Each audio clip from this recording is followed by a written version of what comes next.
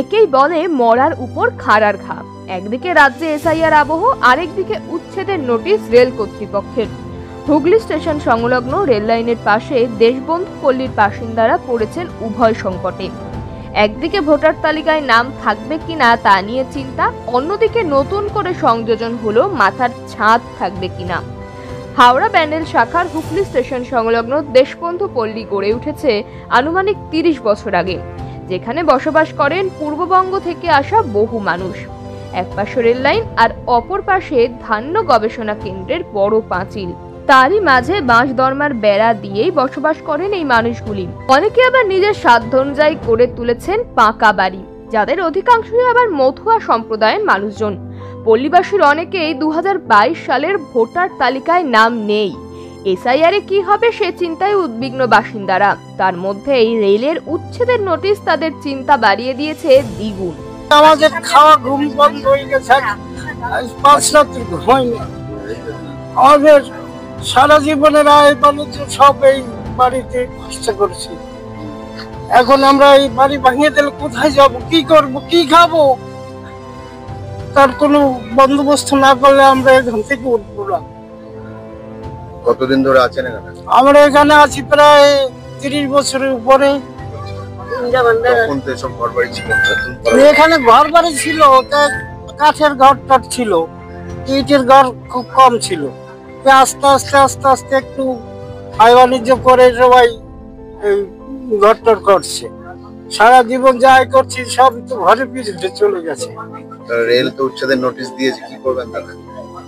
কি করব, আমাদের হাতে তো কিছু করার নেই। যদি সরকার কিছু করে তাহলে কিছু হবে, না হলে তো আমাদের রাস্তায় রাস্তায় ঘুরতে হবে।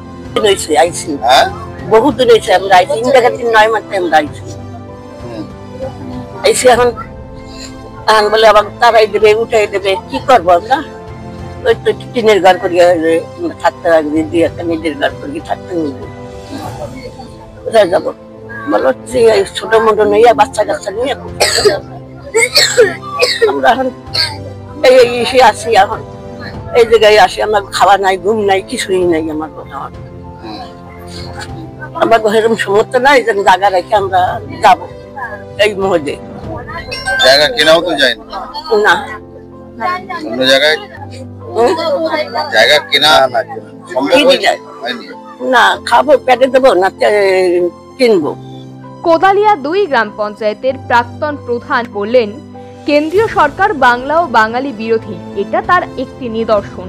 তবে আমরা মানুষের পাশে আছি, প্রয়োজনে বৃহত্তর আন্দোলন করে তুলব।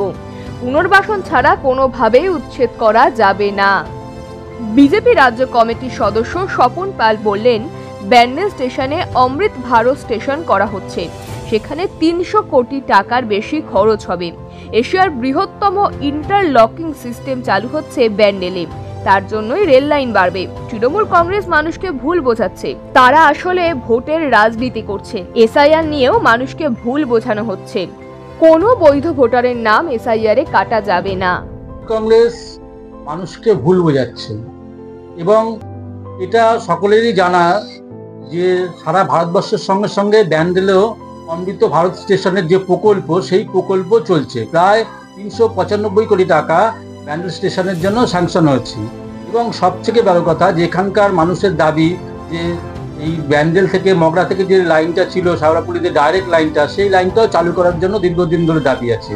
এবং রেলের জায়গায় স্বাভাবিকভাবে রেল নেবে, কিন্তু যদিও এটা ঠিক যে অনেক গরিব মানুষ, এখানকার অনেক মানুষ দীর্ঘদিন ধরে ওখানে বসবাস করছে, রেলের জায়গাতে বসবাস করছে, উপায়ও নেই, গরিব মানুষ তাদের মানে রেলে বা নুনান্তে পান্তাপুরায় কষ্ট করে বসবাস করছে, এবং সেটাও একটা বিষয় আছে। কিন্তু রেল যেহেতু রেলকে বাড়াতে হবে, পরিষেবা বাড়াতে হবে, রেলকে আরো উন্নত মানের পরিষেবা দিতে হবে, তো স্বাভাবিকভাবে রেলের জায়গায় তাদের রেল লাইন করার জন্য বা অন্য কাজের জন্য রেল লাইন লাগবে। সবথেকে বড় কথা, ব্যান্ডেল স্টেশনে ইন্টারলকিং সিস্টেম যেটা আছে 1000-এর উপরে আছে, অর্থাৎ পৃথিবীর মধ্যে সেটা সবথেকে বিখ্যাত বড়।